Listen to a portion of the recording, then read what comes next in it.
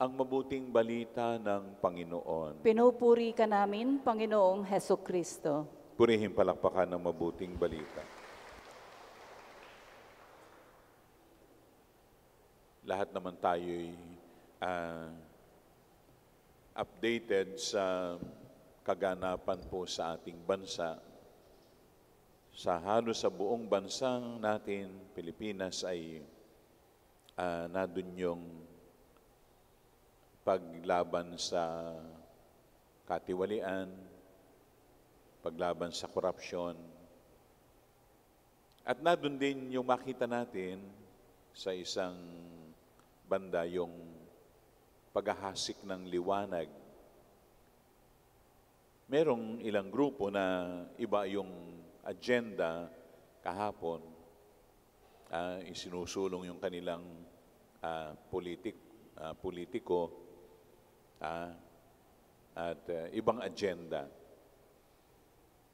Pero ang mas lumutang sa napansin natin, na nabasa natin, napanood natin, ay yung nagmamahal sa kaliwanagan. Amen? Purihin ang Panginoon. Yung nagmamahal sa kaliwanagan, sa ilaw. Hindi alintana ang banta ng masamang panahon, pero nagpuntahan sila sa iba't ibang bahagi ng bansa. Na? Kapag may panawagan na tayo ay magsama-sama bilang pagkondena sa matinding anomalya sa pamahalaan. At lahat ng kaugnay na mga politiko, na doon yung hatid ay liwanag, ilaw, tanglaw. Yun ang mas makita natin. At yun ang gusto ng marami ngayon. At hindi lang marami, milyon-milyong Pilipino. Kaya sa maliliit o malalaking paraan, nagtitipon ang lahat ng sektor upang madinig ang tinig na ang gusto'y katarungan, katotohanan, kaliwanagan. Iyon ang binibanggit ngayon sa ating ebanghelyo. Ang ihasik natin ay ang kaliwanagan, ang liwanag ni Kristo. Kung meron tayong takot sa Diyos, iyon ang ating panghawakan at iyon ang ating maging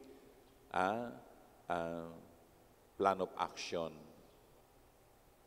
Ngayon, at sa habang panahon, kaisa ka sa tinig na ito at tayong lahat, mga kapatid, manalangin at tayo ay huwag nang magbulag-bulagan. Huwag na tayong magbingi-bingihan sa tunay na kaganapan. Sapagkat ang nakasalalay dito'y ang ating bansa. Ang kahihiyan ng bansa natin sa buong mundo. At highlighted ang Bulacan. Hindi lang Bulacan. Marami pang hindi nabubulgar, natatanyag. Kaya harinawa tayong maging tagapagdala ng liwanag. Tayo ang tumanglaw sa kadiliman dahil sa sakit ng lipunan. Amen.